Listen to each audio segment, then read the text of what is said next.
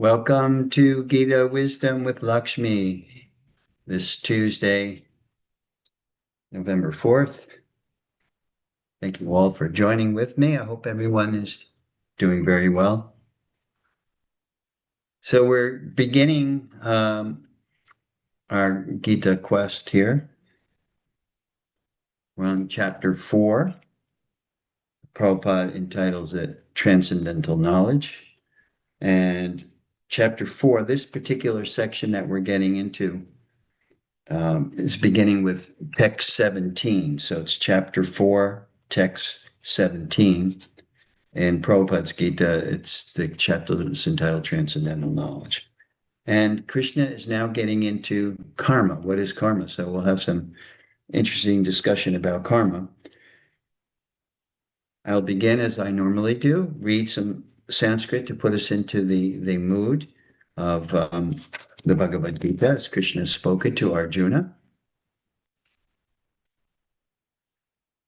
Karmano yapi bodhavyam cha vikarmanaha akarmanascha bodhavam gahana karmano gati. And the translation and the intricacies of action are very hard to understand. Therefore, one should know properly what action is, what forbidden action is, and what inaction is. So right from the start, Krishna is describing that there is action. What the common understanding of what karma is action and reaction, because the word karma literally means action. Is that Eleonora? Good to Yes, I see. was waving at you, but I'm you didn't sorry. see me. I was looking elsewhere. I'm sorry. Good to see you. You're back and settled and everything. Well, let's say yes. Okay. Well, welcome back to the class. Thank you. Thank you. So we're at this chapter 4, text 17, and Krishna is now beginning his discussion on karma. The intricacies of action are very hard to understand. Therefore, one should know properly what action is, what forbidden action is, and what inaction is. I'll read text 18 rather, because it continues on with this understanding of action. So text 18 reads as follows: one who sees inaction in action and action in inaction is intelligent among men, and he is in the transcendental position, although engaged in all sorts of activities. Okay, let's start a little bit of our discussion, and then we'll continue. We'll start our discussion with karma and the understanding of karma as Krishna is discussing.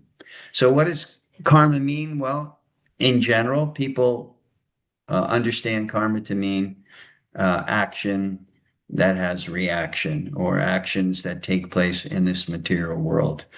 Krishna previously in the 3rd chapter, he describes karma, action, can be of 2 types. Action which is in relationship to the Supreme, and action which is not. Jagnartat karmano nyatra. So that action in relationship to the Supreme is liberating. Results would be moksha. Action that is not in relationship with the Supreme, that is karma bandhana. That means action which binds us to the material world. And that's where action and reaction come into play. That if we're not doing it in a way that it is an offering, our action is an offering to the Supreme, then it becomes an action that is binding us to the material world.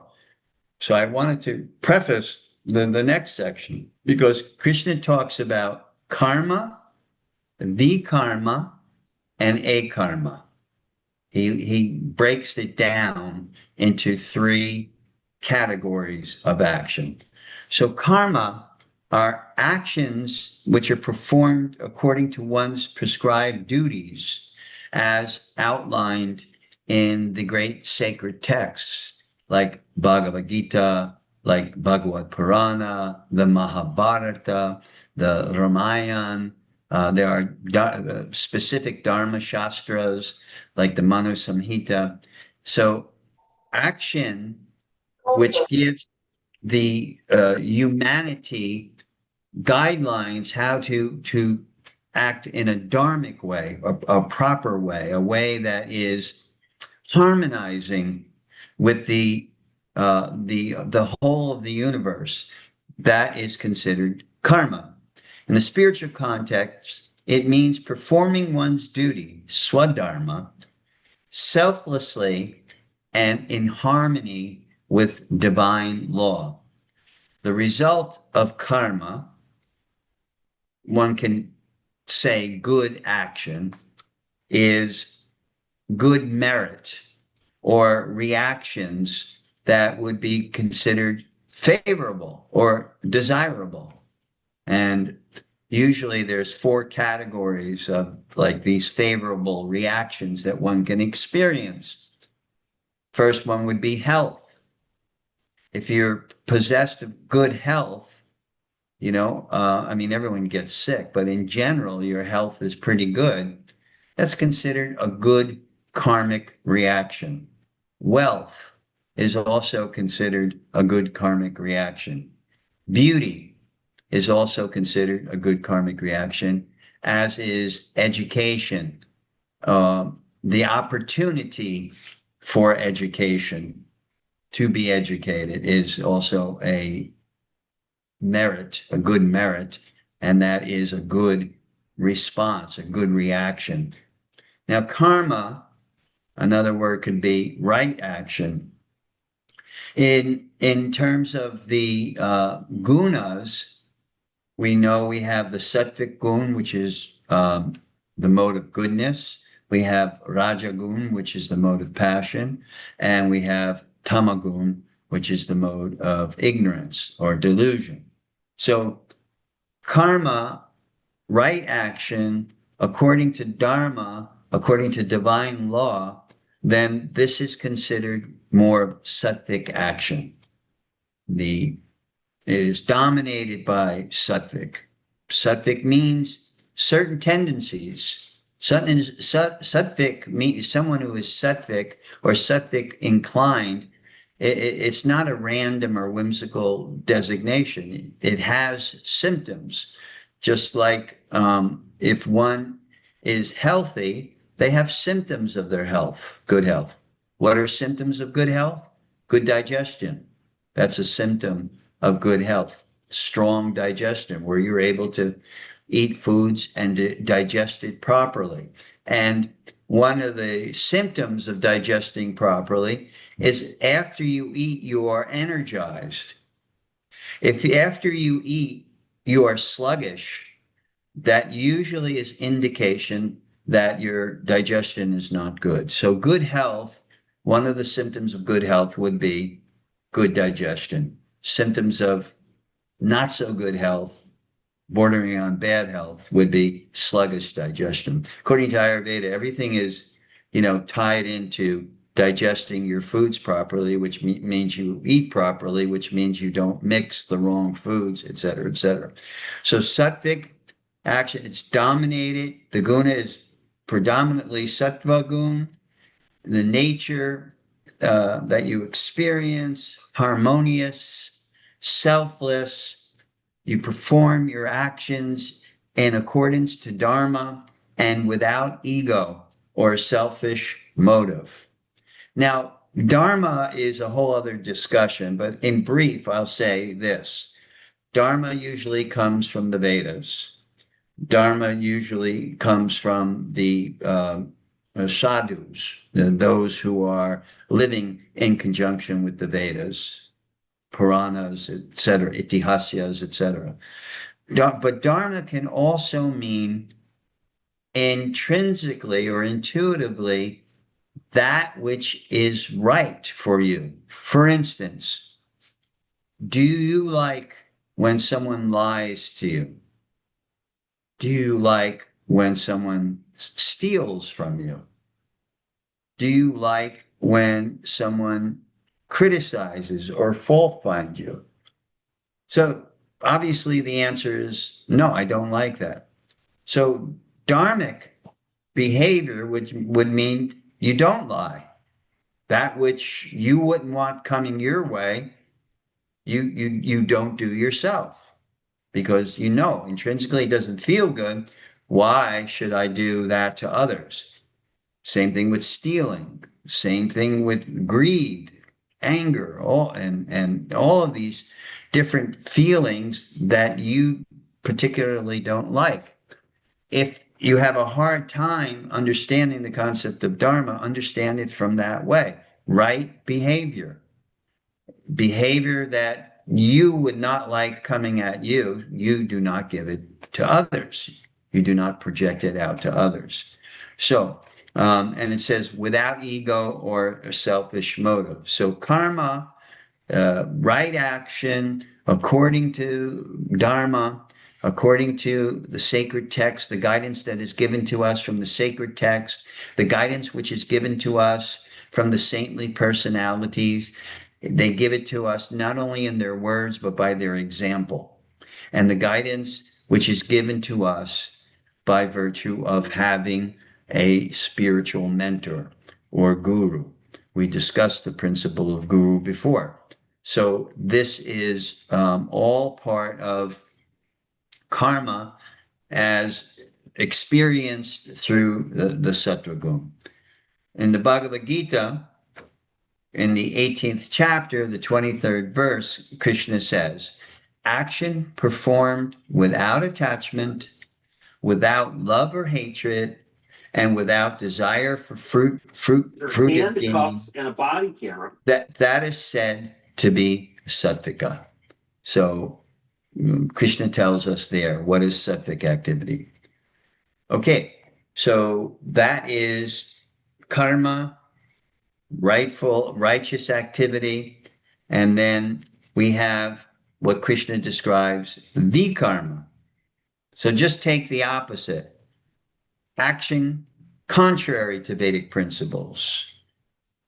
Action which is not recommended by the sacred texts, by the saintly personalities, both again in their words and in their behavior. Actions that go against the principles of Dharma. It refers to bad or sinful actions. Now, that could be a relative statement, but as I said before, we understand we do not like to be lied to. We do not like to have someone steal from us. All of these things that we ourselves do not like to experience from others, we don't put that out.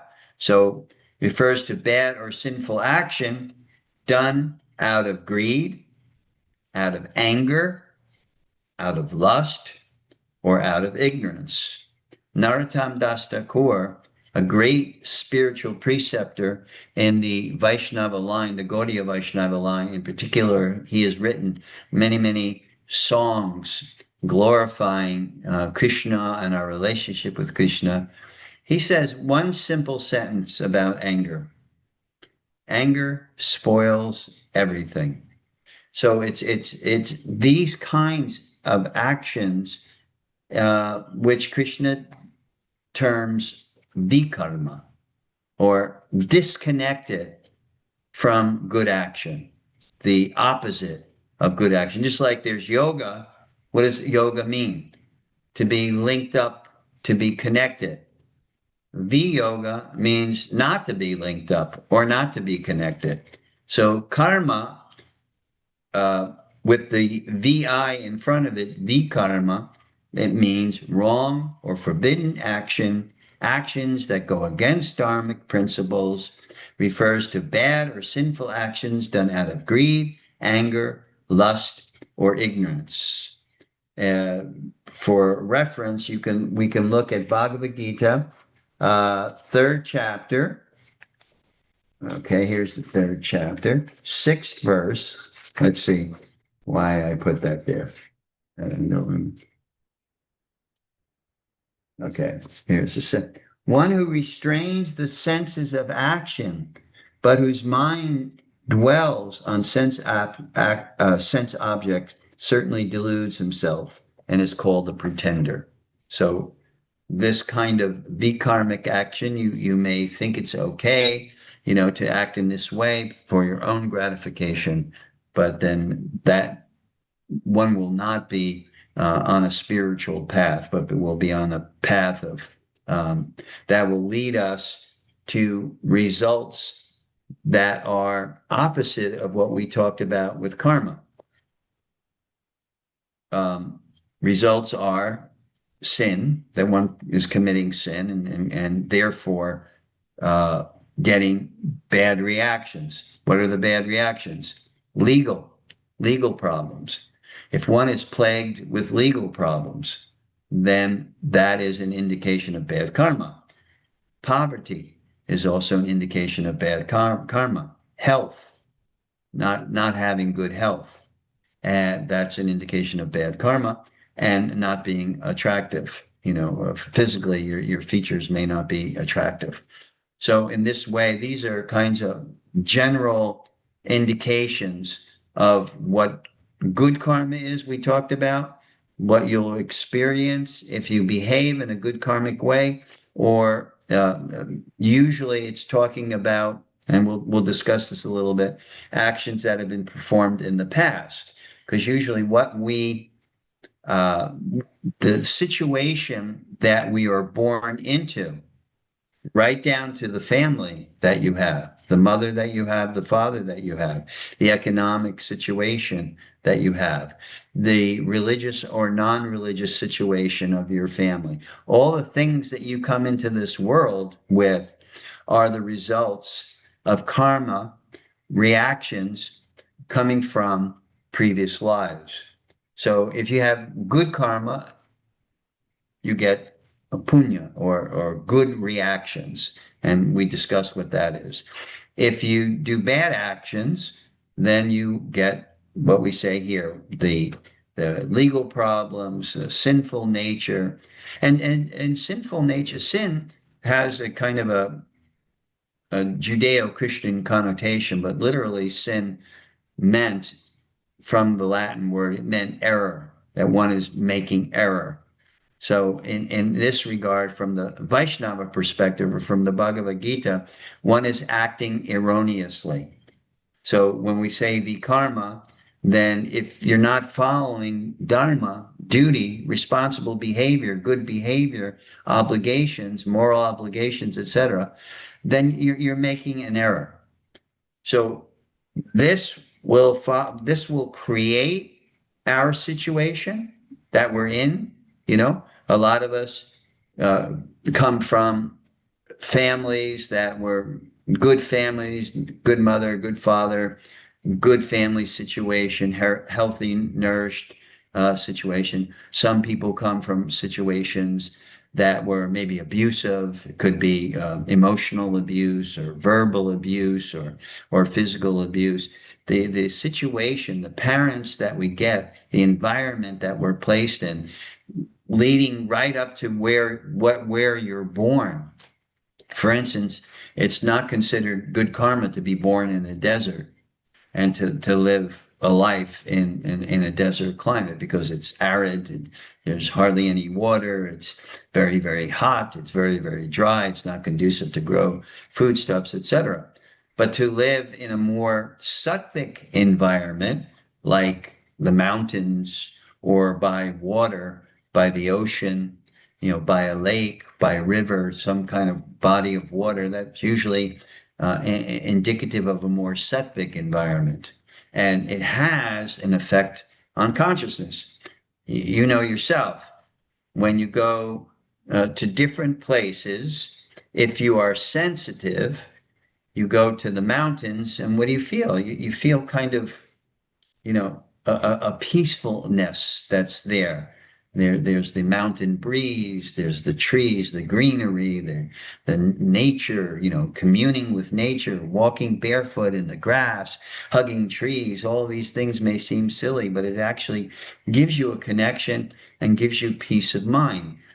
going, if you live near the ocean, going to the beach, again, that connection with the ocean, with the breeze, with the sand, walking barefoot in the sand, soaking in the healthful salt water that is being given to us by Varuna Dev.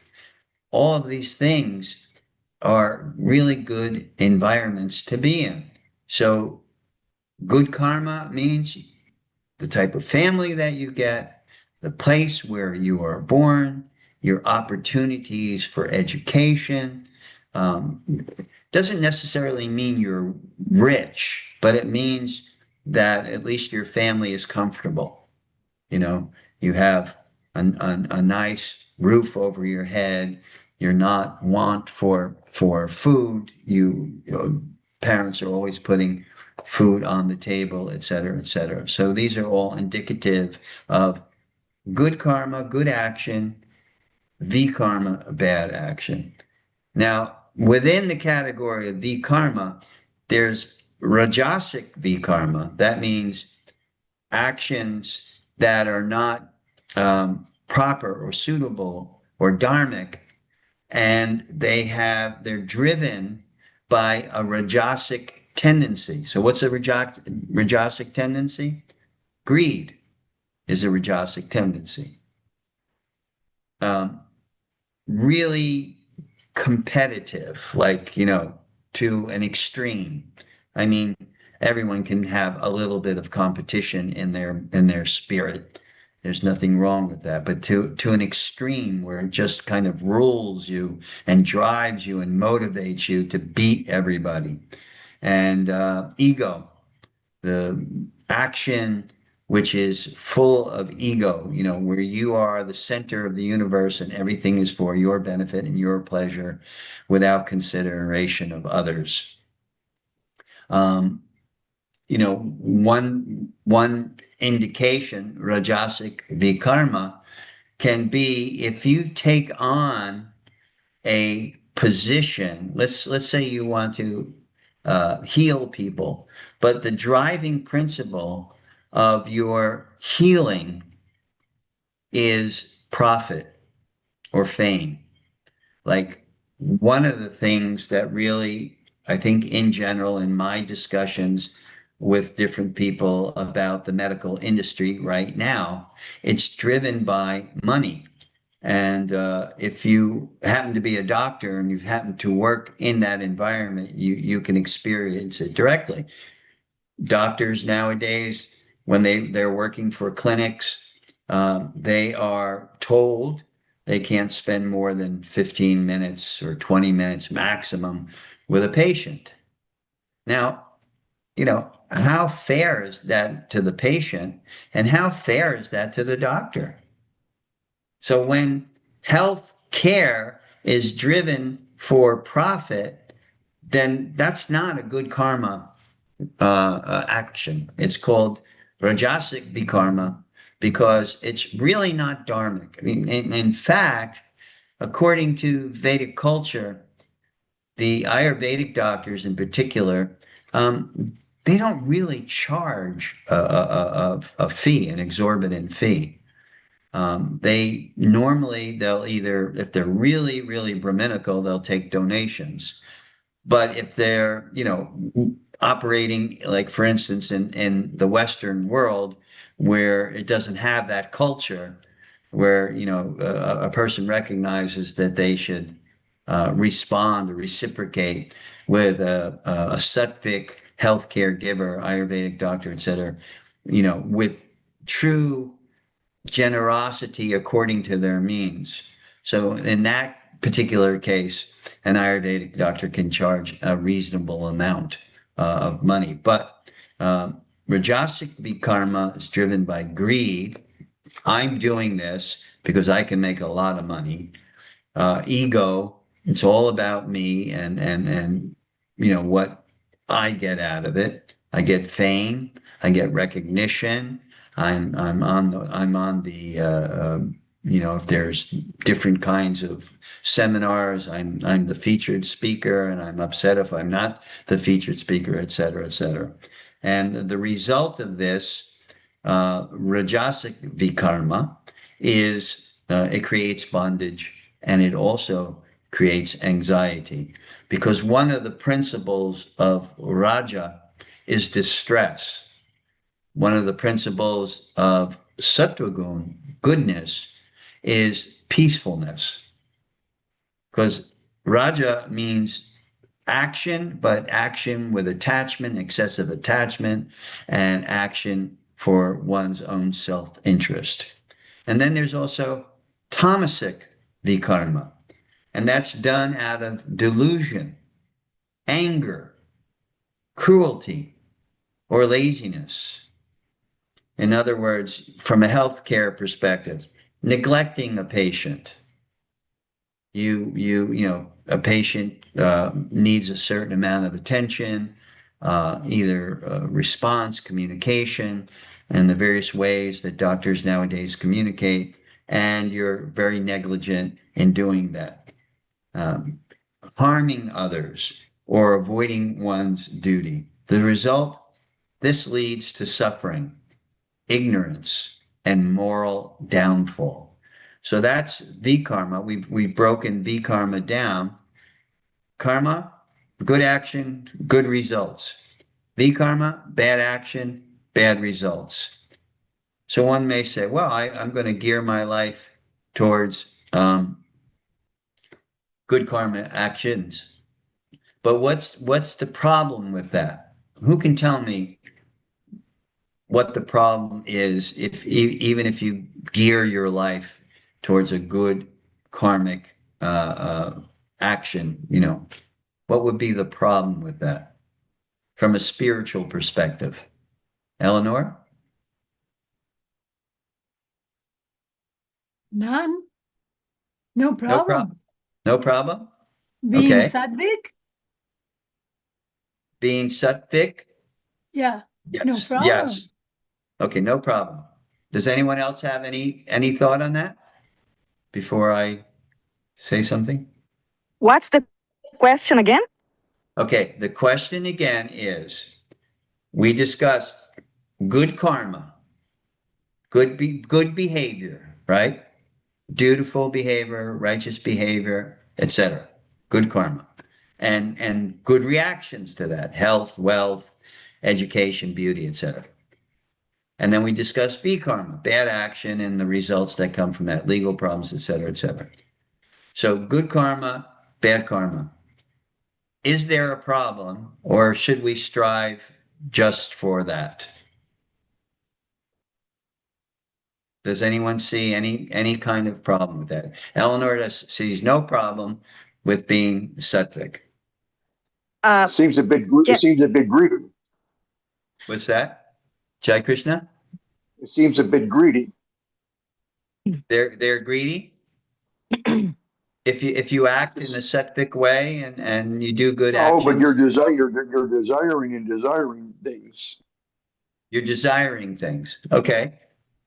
can I say? Being sattvic, you're desiring things? Why? Well, if you do things just to we the thing is because you should focus in the action and not the result of the action. So that's the point. Exactly. Like, so Besides, yeah, you're not desires can doing it. be aklishta, so Yeah, but you're not doing it to, oh, I'm doing it to collect good karma. No, you're doing it just for the action, not for the result of the action.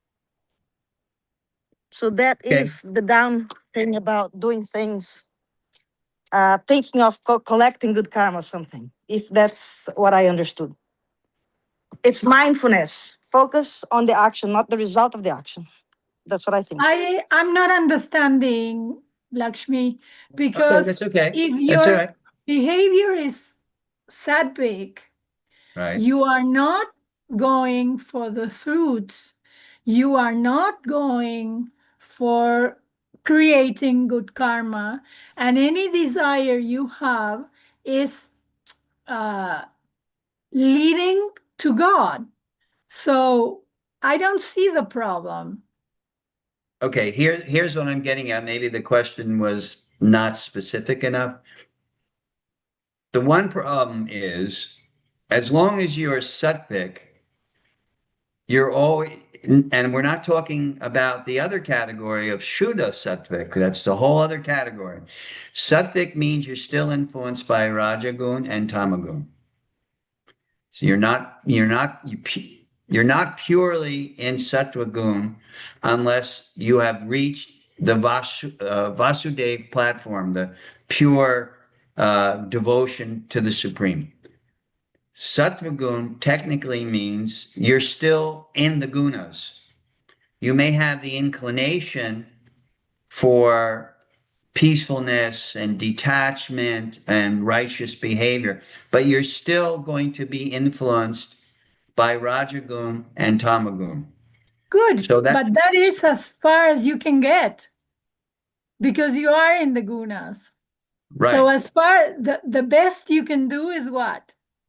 Diminish The, your tamas, diminish your rajas, or just use it for the sake of living. Like meaning, if I'm not tamasic, I cannot sleep. So I need some tamas. If right. I'm not rajasic, I cannot wake up. So that's the tamas and the rajas that I use. But in all, I'm more sattvic in my deeds. Mm-hmm.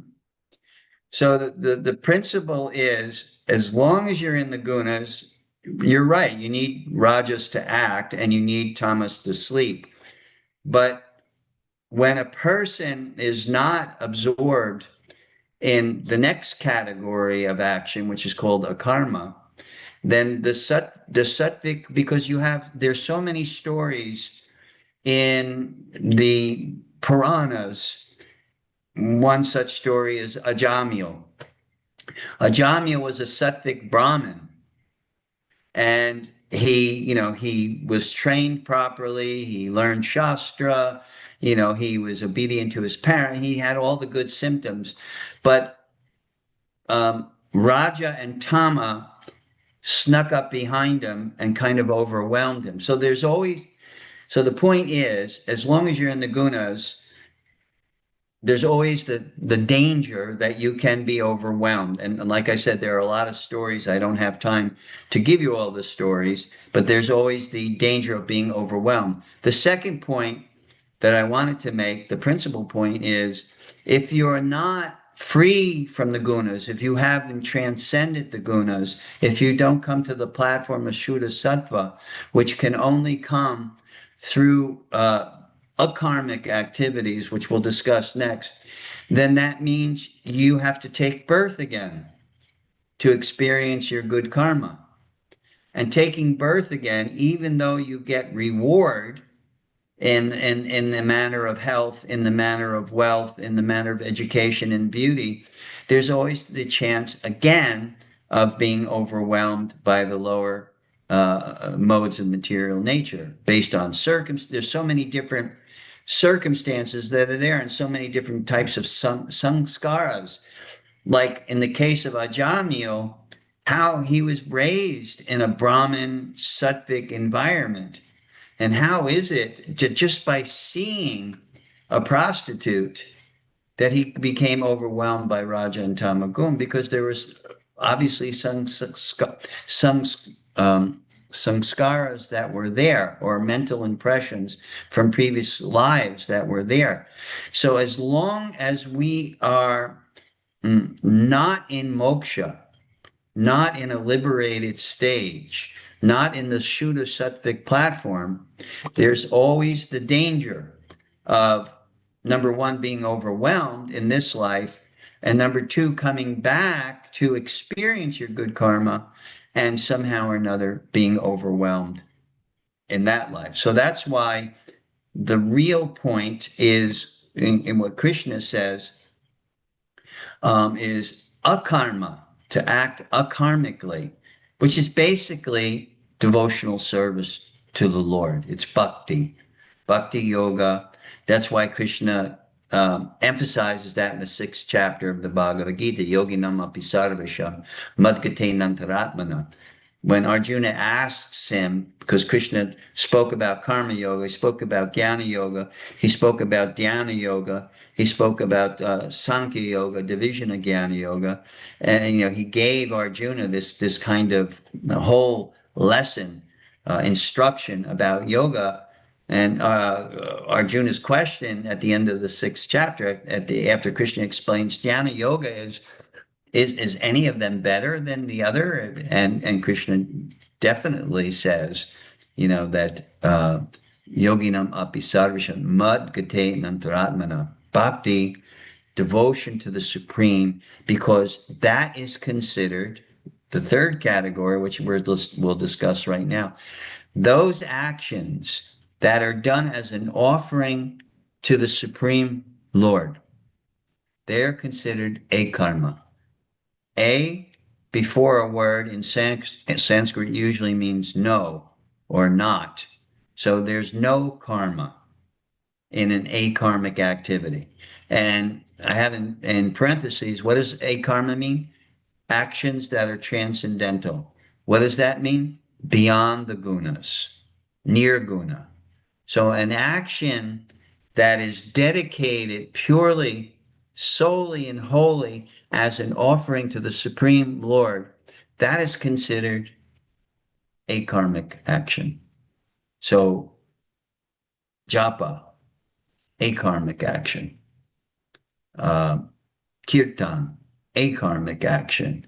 Offering your food and sacrifice to the Supreme, a karmic action. So that is why, in order to come to that stage, there's what's called Vaidhi Bhakti and Raganuga Bhakti. The Vaidhi Bhakti means organizing our life in such a way that we implement a strategy to see everything in reference to service to God.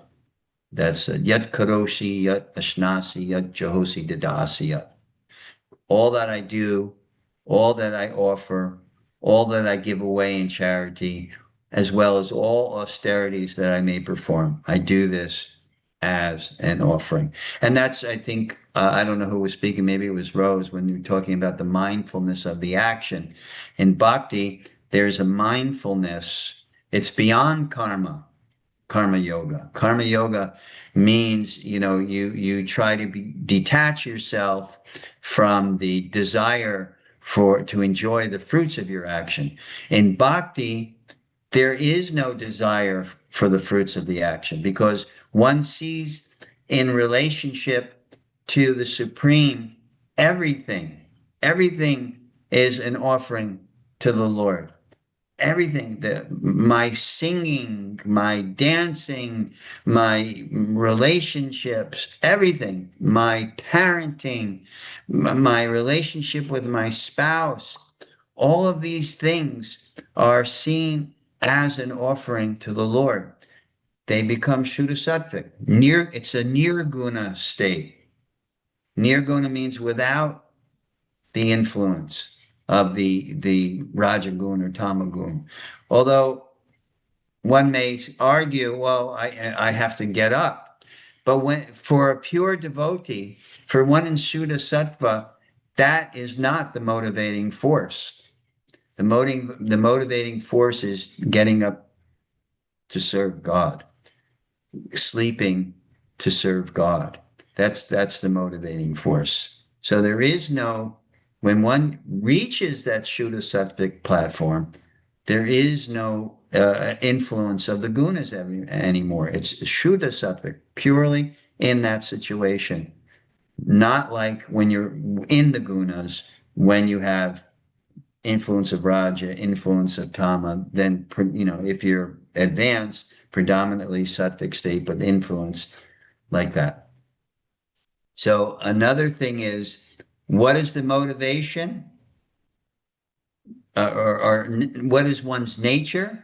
Externally active is the nature of someone who performs karmic activities. Externally active, but inwardly free. Inwardly connected, associated with the divine, with the supreme. And actions are complete. All actions are an action of offering to this, bar none. Everything is seen in that relationship. What does Krishna say in Bhagavad Gita? You know, when he talks about, he says sex in relationship to the Supreme, as an offering to the Supreme, is considered transcendental. Sex life, according to religious principles, as an offering to the Supreme, is considered a religious action. So everything, motivation, divine love. What is our motivation when we're in the nirguna state, the akarmic state? Then the motivation is divine love and surrender to the Supreme. There is no personal desire.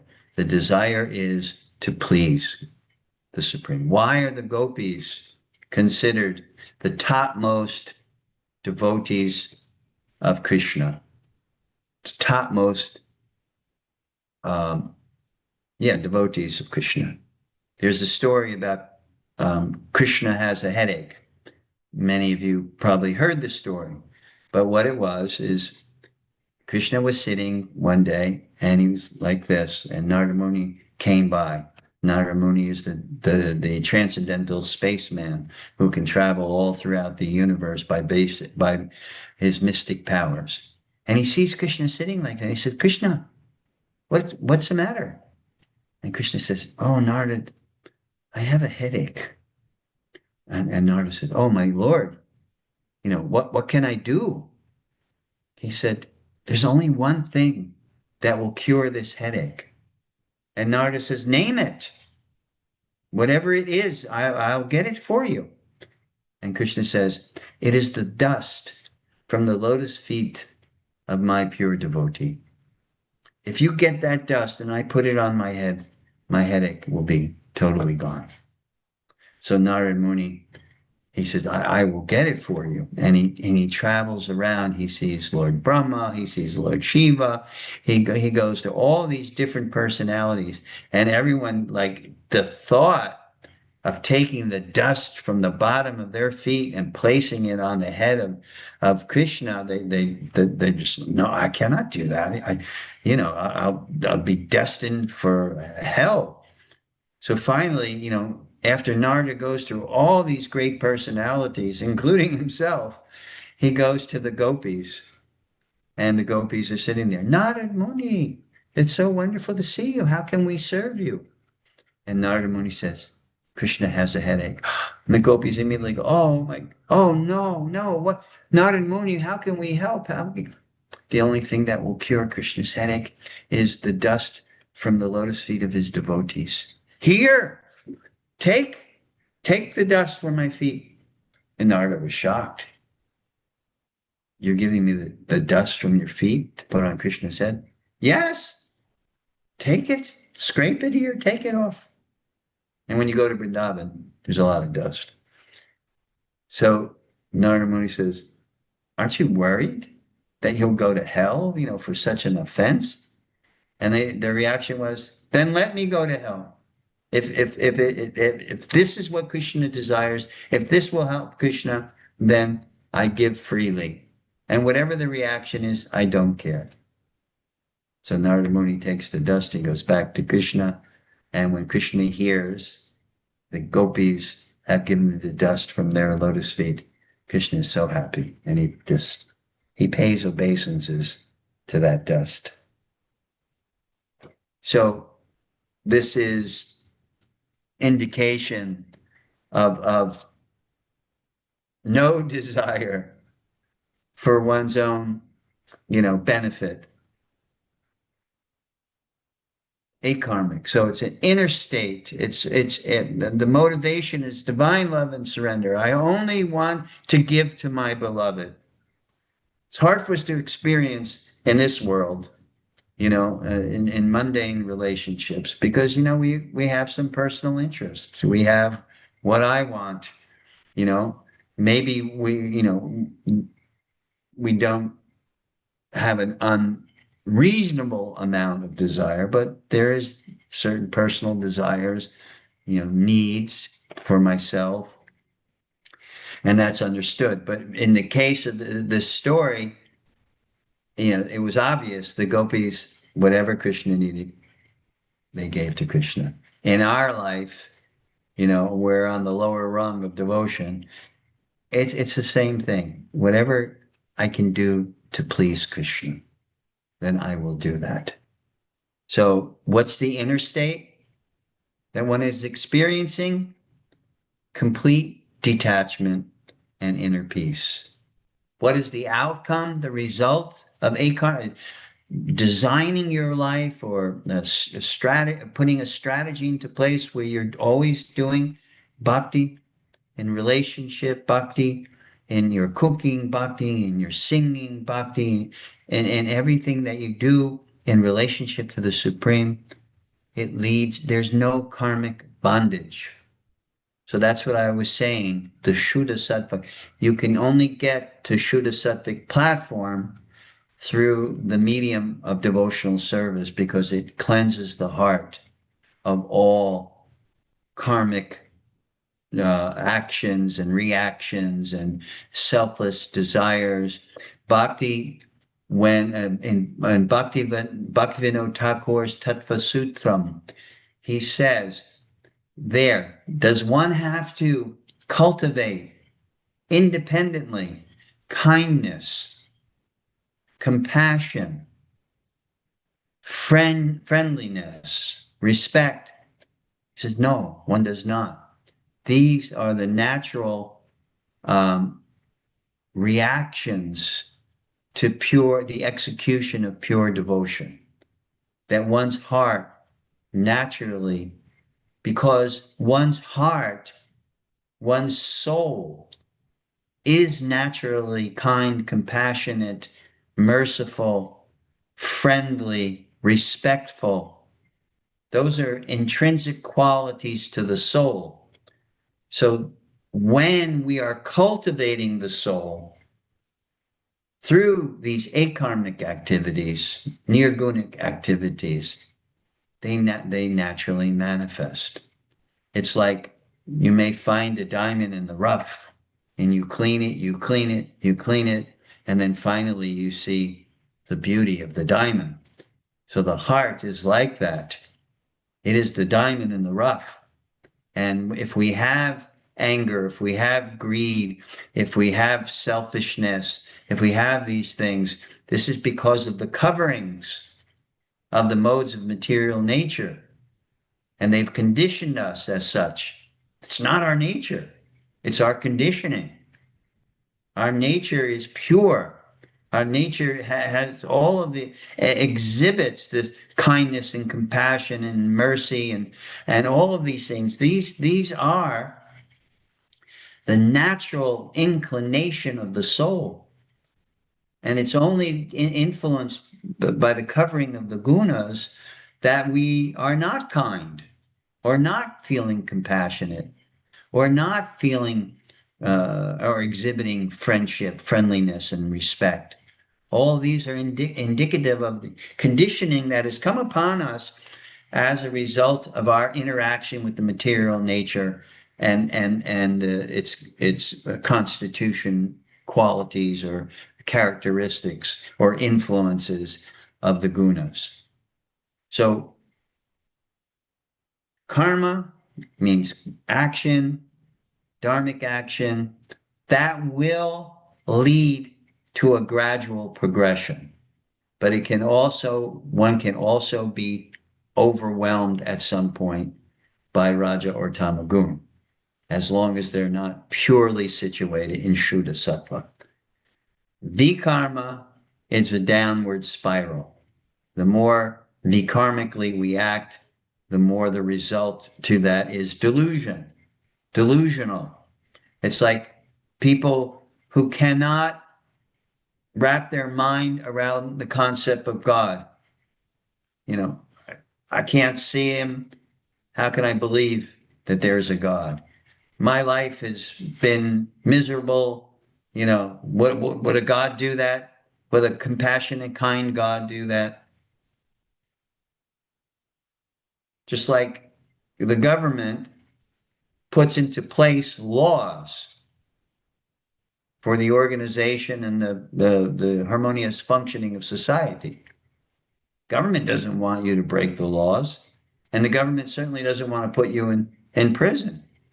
You know, from anywhere from $70,000 to $100,000 a year to maintain a prisoner, a criminal in prison. The government certainly doesn't want to do that, but it's a strategy put into place. So karma, the law of karma, is a strategy put into place by the Supreme Lord so that we can come to understand our true nature, our true position in relationship with God. It is giving us the opportunity to make our mistakes, to try to be the supreme and see what we get out of it. What's the result of it? And eventually to wake up to the fact that I need to change. I need to change my perspective. Just like you can't tell somebody to change, right? I'm sure you've tried, and what you got out of that. You can't tell somebody to change. Somebody has to come to the realization that I have to change. I see, you know, I'm sincere in my desire for, you know, to be a good person, and I begin to recognize through various experiences in my life, karmic reactions, etc. It's all designed to bring the material world is designed to bring us to the realization that we're not of it. My guru used to say it's like the bathroom. It's not a place you hang out. It's a place you go in, you do your business, and you get out.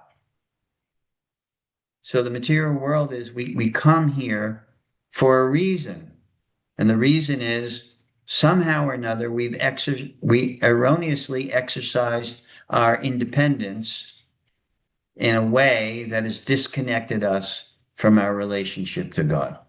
And then we're put here because being disconnected from God, one cannot exist in the spiritual realm, which is total connection, total loving relationship with the Supreme. So that's akarmic. When the embodied being rises above these three gunas, he becomes free from birth, death, old age, and sorrow, and attains immortality. That's from the 14th chapter of the Bhagavad Gita. Krishna discusses a lot about the gunas in the 14th chapter and the 18th chapter. So that verse, when the embodied means the soul within a body, within this material world, comes to the realization I have to rise above the influence of the three modes of material nature and its conditioning. Because when we're acting oppositely, vikarmically, it's due to the conditioned state that we are in by virtue of our association with the material elements that are there. It has an influence, and that influence is called gunas. So rise above these three gunas, become Shuddha Sattvic, no influence of Raja and Tama. Then one becomes free. Internally, they're free from birth, death, old age, sorrow,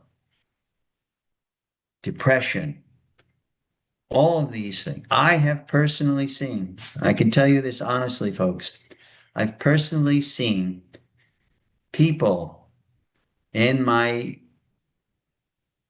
53 years of actively performing bhakti and managing ashrams and all that, and meeting people that are new to the bhakti yoga process and new to following, I've seen miracles. I've seen people come in who would probably be certifiably crazy, have some kind of and in some instances were certifiably schizophrenic or certifiably paranoid or certifiably depressed or whatever.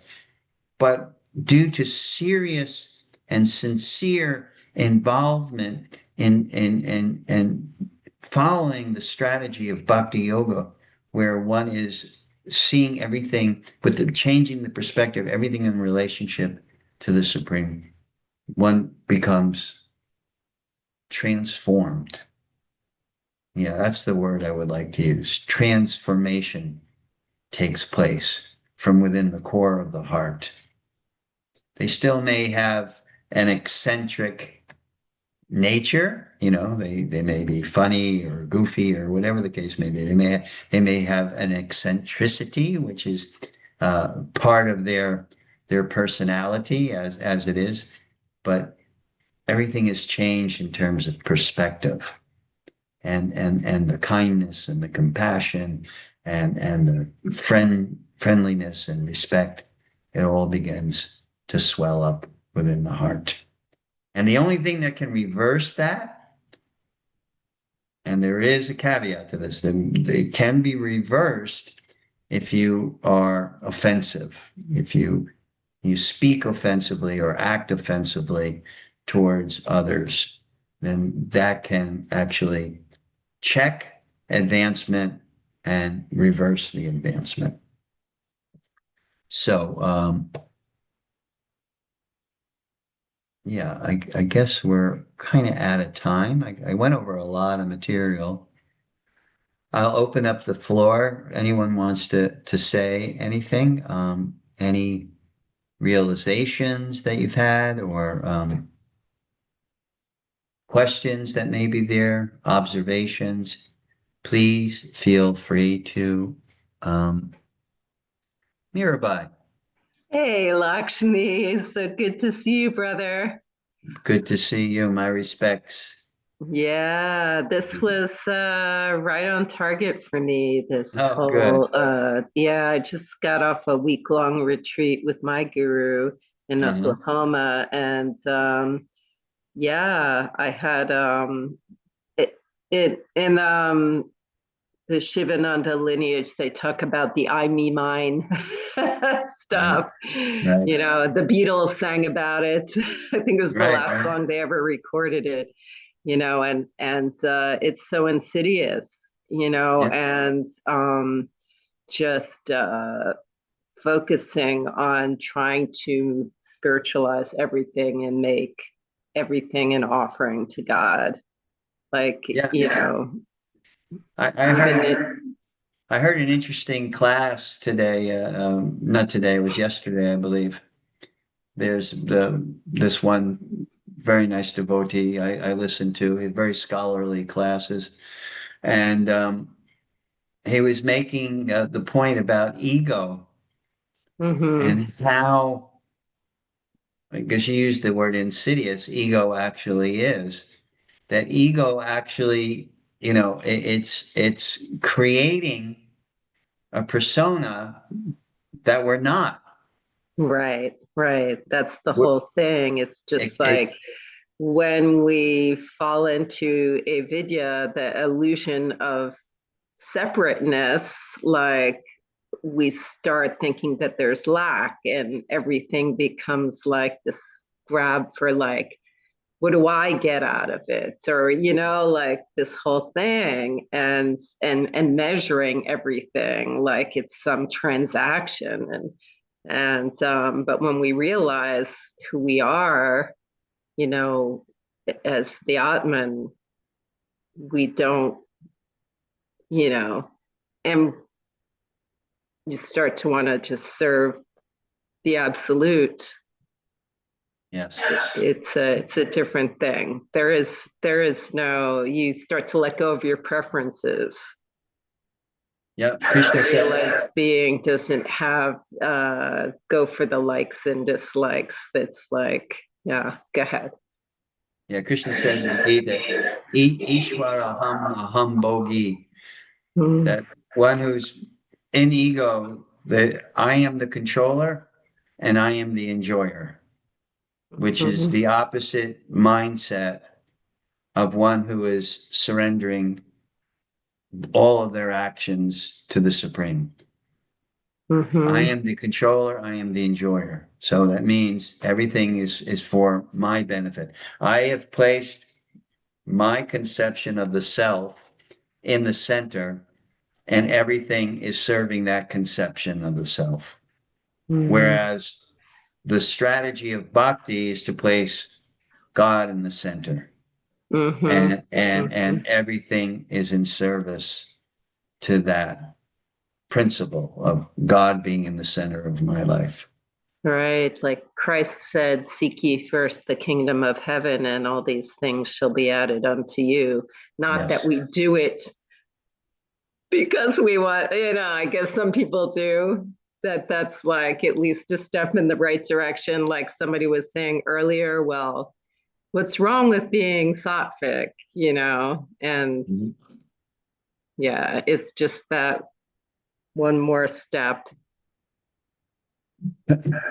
There's a beautiful section in the Gita in the 13th chapter. Starts with the 8th verse, and Krishna lists there knowledge. And I won't go through all of them because it's long. But the first three or first five, I'll say, what Krishna indicates as knowledge: humility, pridelessness, nonviolence, tolerance, and simplicity. So these are qualities of knowledge.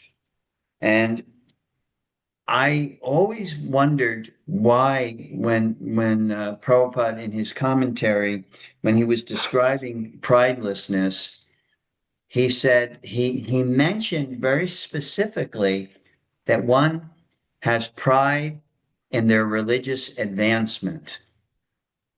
And then, I did research in that, and even the Sanskrit word dumbitam, here it's adumbitam. So dambita, there's different Sanskrit words for pride, but quite often, when dambitam is used in relationship to pride, it means I'm proud of my spiritual advancement. Yeah, it's just another ego trap. Yeah, there's a thing called anishtita bhakti.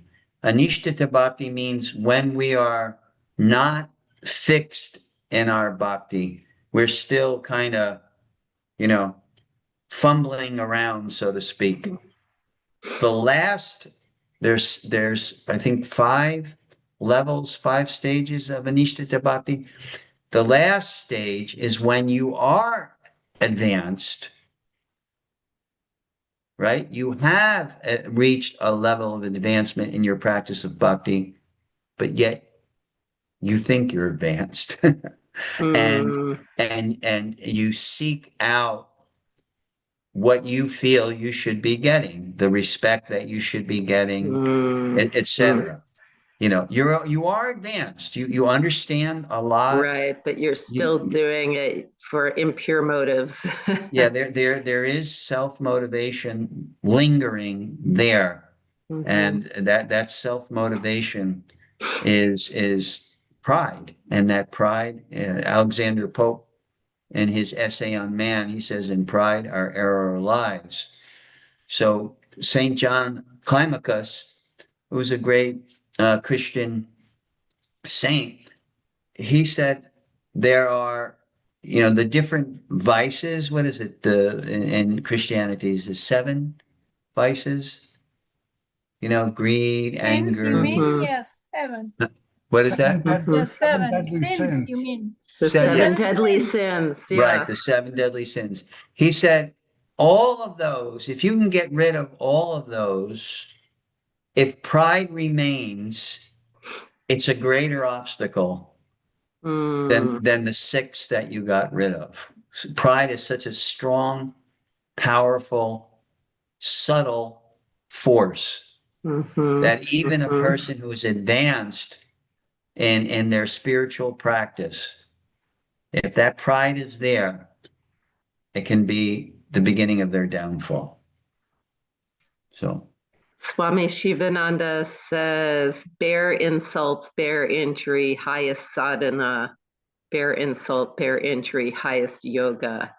That, and like, I found like on this retreat last week, like my ego was being smashed by my guru, and it was so painful. And but it was so good for me. I felt painful, lighter when I but left. you know, in wrestling in high school, the coach put on the ceiling, no pain, no gain.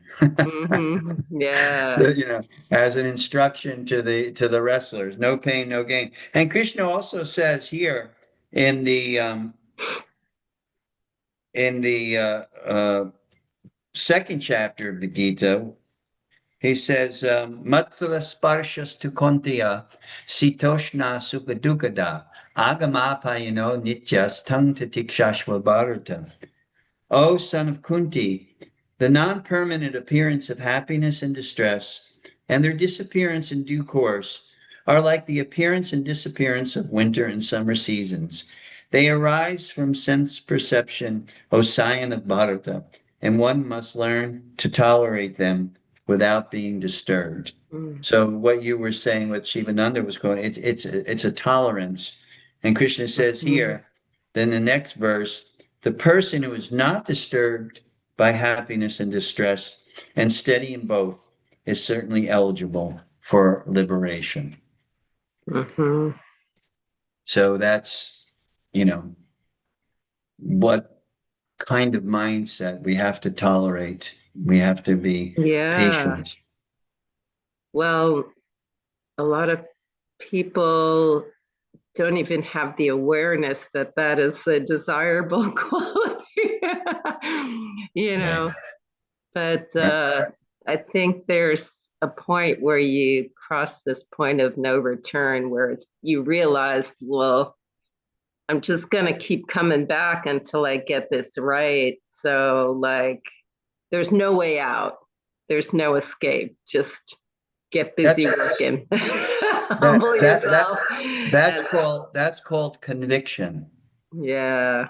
You know, when someone describe when I've read different definitions of love, and conviction is one of the definitions of love. When you are giving yourself to the relationship, that's proof of love. I mean, there's affection, there's all the other elements, respect, trust, but also conviction must be there. So in our practice, there has to be that conviction.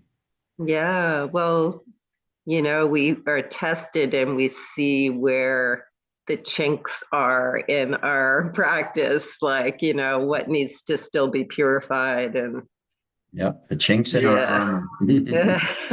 it's like, ooh, that's ugly. Yuck. You know, there was an analogy my spiritual master gave. He said, when you walk into a room, you look at the room, you say, oh, it's not so dirty. And then all of a sudden you start cleaning the room.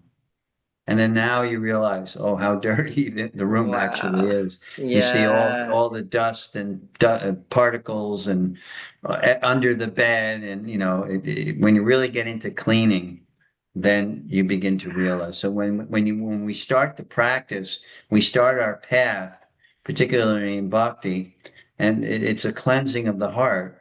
It actually brings to the surface exactly how much dirt is there, and it's a humbling Yeah. experience, and that's why Krishna says in that those series of verses, 13th chapter, 8th verse, he starts off with humility, because it Mhm. make when we see actually how much work that needs to be done, Yeah. then It's a Very humbling humbling. experience. So, does anyone else have any realizations, observations, questions they would like to ask before we sign off? I thank you all for being here, and it is so wonderful having your association. I thank God for Zoom because Mhm. I'm able Premarnava. I've known Premarnava since the 80s, I want to say, right? Premarnava, how long? Since the 80s. And You were the temple president in Tobacco, I think, when I met you. yeah, so So whatever. so that's the 80s there. Yeah. And Nice kurta, by the way. Did you get it I from thank India? you. No, my wife Oh, got okay. it. My wife got it in Kathmandu. This is Yeah, like okay. this is like a traditional Nepali kurta, and I love it because it doesn't wrinkle. It's pure cotton, but it doesn't wrinkle. I wash it, I hang it up. I don't dry it. I hang it up, and it just doesn't wrinkle. So yeah, Yeah. but I get to see Eleanor, who you live in. Is it Argentina, Eleanor? Yep. Yeah, yeah. How else would I get her association Yeah. except for Zoom? I'm Premarnava. not still that big. Oh. So I have a longer road to to walk. We all have that path, and as long as Well, we I got a little confused because I'm talking from where I am. right, So Shuddha Bhakti, I don't know. Hopefully next life, hopefully. I don't know. So I can only talk from where I am. right. The We other is can. not a fantasy, but a huge wish. Yeah, it's A wish from it, your soul, but still a wish. You don't know what you're talking about, really. right. It's a giant step. Exactly. It's a giant step from Exactly. sattvic to Shuddha sattvic. It really is. It's a lot of work, and Exactly. it's simple but not easy. In Yeah, other words, simple to get it on in your head right, right, because you can manage this kind of language, but doing it, right. I Yeah, don't know many people that are even uh, following the road all the time. right. It's a rare. That's why it's described that the pure Mhm. devotee is a rare soul. And when you have the opportunity, like I feel like extremely fortunate that I was able not only to meet, become initiated by, but observe the actions of my guru. And, I could see no deviation. He was the same behind closed doors as he was out in public. It wasn't a show. Like I'm going to show, put on a show of spirituality and then go back to my room and watch Leave It to Beaver or something like that. It wasn't like that. With Prabhupada, when he went behind closed doors, he was either translating the Bhagavatam or helping somebody in their spiritual quest or chanting japa. He called it we have to embrace the no gap philosophy. And the no gap philosophy means if you have no gaps in the execution of your bhakti, then Maya cannot sneak in. But if you have gaps, wherever there's gaps, Maya can, she's so expert. That's her service to Krishna. Mhm. Maya's service to Krishna is to find the gaps. And when the gaps are there, she's expert. So Prabhupada gave a practical demonstration. He said, no gap philosophy. And then he picked up his bead bag and he started chanting japa. Then he put his bead bag down and he took the Bhagavad Gita and he opened the Bhagavad Gita and he started reciting verses from Bhagavad Gita. He put the Bhagavad Gita down. He went to the harmonium and started doing bhajan. So he just, and he said, in this way, there should be no gaps. And then Maya will not be able to influence. Mhm. The no So, gap philosophy. so Right. Mm. Even so, the natural question that comes to mind is, well, I'm working. How is that at all possible? And that's where we come to say that this, what I'm doing, is an offering. This is my offering to the Supreme Lord. Yeah. thank you for your offering. Thank you all for inspiring me to make this offering. I tell you, it was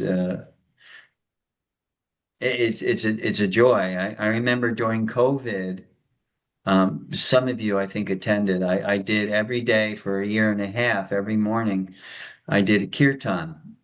From I think it was 7:30 to 8 every morning. My offering at that point was to put into the atmosphere transcendental sound vibration because there's so